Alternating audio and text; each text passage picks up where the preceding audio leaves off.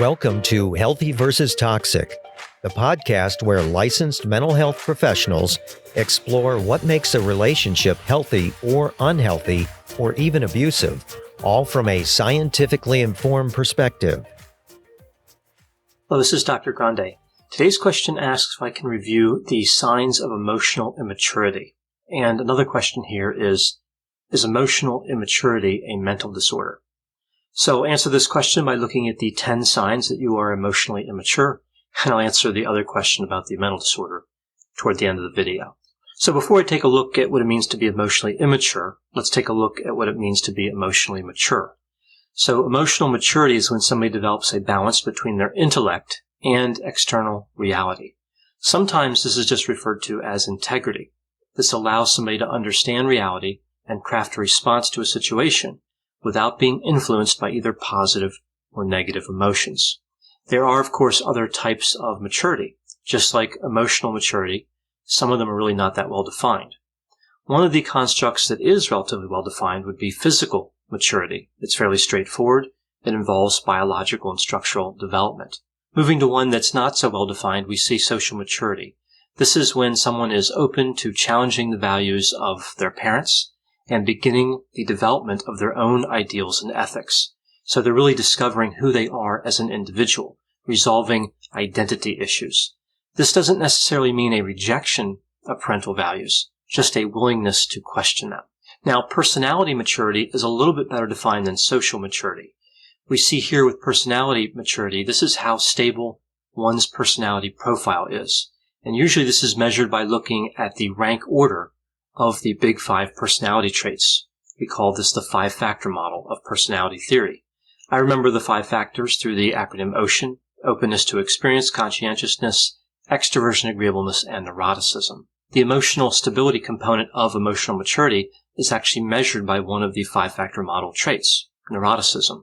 And the other traits capture different aspects of emotional maturity as well. Higher personality maturity is an indicator of higher emotional and social maturity. So there's a bit of overlap between these constructs. The concept of emotional intelligence overlaps with emotional maturity as well. So now moving to the 10 signs that you are emotionally immature. So just because somebody has one or more of these signs doesn't mean they're emotionally immature for certain. These signs are just associated with being emotionally immature. Now, when the signs clearly line up with a personality trait, I'll indicate that as I go through these signs. So sign number 1 of emotional immaturity is a lack of empathy. This is measured typically on conscientiousness and agreeableness. Empathy is when somebody can cognitively understand how somebody else is feeling emotionally, and they can communicate that understanding to that person. Somebody who's emotionally immature either doesn't have this ability, so they don't have the ability to empathize, period, or they don't want to use the ability. Sign number 2 is overreaction to life circumstances, so a tendency to move toward chaos. This can also be thought of as an external locus of control. This is when somebody doesn't believe that they have any effectiveness in their own life. They believe they are really moved about by external circumstances, so kind of just blowing in the wind. They don't have any energy or propulsion of their own. So at this type of behavior, somebody's acting on their emotions. This is a type of impulsivity, typically measured on conscientiousness. Sign number 3 is failing to take responsibility and blaming others, usually thought of as part of conscientiousness. Somebody here is unable to differentiate their responsibilities from other people's responsibilities. So a person here may say, really, that no matter what happens, it's not their fault. So if they had a part in doing something wrong, or they were totally responsible, either way, they don't have any ownership of it at all. This is really one level of emotional immaturity. To move it to a more intense expression, we would see this failure to take ownership and blaming somebody else. Much of the time when we see someone who's emotionally immature, these 2 actions occur one right after the other. So they fail to take responsibility and immediately look for other people that they can blame. Sign number 4 is always going for immediate gratification. So we see here really a failure to plan ahead. This is also a type of impulsivity, but this type is measured on neuroticism. This is the inability to resist temptation. Another effect we see associated with this is if somebody's financially irresponsible. I've seen many examples of this in my clinical experience. A common situation where we see this type of behavior is when somebody wants to buy a particular product intended for recreation, like a video game, and they would be willing to pay $50 to a friend who could sell them that game right now, when they could wait a few weeks and get it from another friend for $10. Another indication using the same example would be if the friend that the person was going to buy the game from at the last minute raised the price to $100.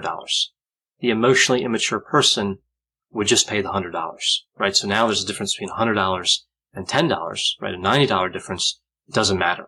They want it right now. Immediate gratification. Sign number 5 is self-centeredness. Now, one could think about self-centeredness as being an unwillingness to allow others to meet their needs at the expense of your own wants. Now, sometimes being self-centered aids in survival. Sometimes it's necessary. But that's not what I'm really talking about here. Rather, I'm talking about situations where people would really lose little or nothing by helping somebody else, but they can't see past their own desires. Whenever they're confronted with a situation, they ask themselves, how does this affect me? And they never ask themselves, how does this affect others? Sign number 6 is hostility. And this is usually measured on neuroticism. Somebody here is quick to anger. They have a pronounced hatred of other human beings and sometimes of society in general. They personally attack other people who disagree with them. So they have an inability or unwillingness to separate a person from an opinion. If somebody disagrees with them, that person is bad, foolish, or the other person is trying to maintain some sort of agenda. So we see kind of a low trust element here as well. That would be measured on agreeableness. Sign number 7 is deception, and pathological lying would be an extreme version of this. Now, this is measured to some degree on agreeableness. There's a facet called straightforwardness, but there's not a lot of overlap there. Deception is really separate of the 5-factor model for the most part. So related to deception, we also see behaviors like criminality, so involving oneself in criminal acts, or manipulation. Sometimes people lie for money. That's emotionally immature, but lying to impress others is also strongly tied to emotional immaturity. This, of course, overlaps with narcissism, and I'll talk about that in a moment. Sign number 8 is being unable to experience and understand deep feelings and needs. This is kind of similar to a lack of empathy, but here I'm really talking more about specifically being shallow. This is somewhat measured on the openness to experience trait. Sign number 9 is difficulty setting boundaries. So looking at dependence here, for example. This is when somebody's unable to end or limit relationships that are unhealthy or damaging. Now, I'm not talking about situations where somebody's trapped financially or logistically, like some people are trapped in a marriage with somebody else who's destructive. But rather, this is talking about when people have a clear way out of the destructive relationship and they fail to take action due to feelings of dependence. Sign number 10 is the individual has no room for growth. So they figured everything out. They know everything. They have every ability and skill. In a sense, this is like being cynical. Now, a person like this can still appreciate the fact that new information could come their way, that they could use to benefit themselves. But in terms of learning something like a new ability, learning something about society or life or the meaning of life or any of that, this individual has it all figured out. So again, there's really no room for personal development, only the addition of information that can be helpful to them. So those are the 10 signs. What about the other question? Is emotional immaturity a mental disorder? Well, it really depends on where you look. In the ICD, which is one classification manual for disorders, we see that there's a category called other specific personality disorders, and one of those types is the immature type. Not emotionally immature, but I think they're pretty similar. In the DSM, though, we have a different story, the Diagnostic and Statistical Manual, which only looks at mental disorders. We see here there's no such thing as emotional immaturity personality disorder. Clearly, many of the characteristics of emotional immaturity align with certain features of narcissistic, antisocial, borderline, and histrionic personality disorders. These 4 personality disorders make up the cluster B personality disorders, the dramatic erratic cluster. But those are considered fairly extreme manifestations of personality traits, like the personality disorders usually indicate extreme levels on the 5-factor model. Now, emotional immaturity does rise to that level sometimes, in which case a person may be diagnosed with one or more of those personality disorders, but much of the time it's thought of as subclinical. So it can be somewhat distressing, but it's not really going to be the focus of treatment. Somebody doesn't necessarily need to see a mental health counselor just because the individual is a little emotionally immature. In this way, emotional immaturity has a closer relationship to the dark triad traits: narcissism, psychopathy, and Machiavellianism. The dark triad traits are considered subclinical, and we see quite a bit of overlap between these traits and emotional immaturity, although the overlap is certainly not perfect. For example, emotional immaturity is associated with being overly dependent on others. I talked about that before. That's not part of the dark triad traits.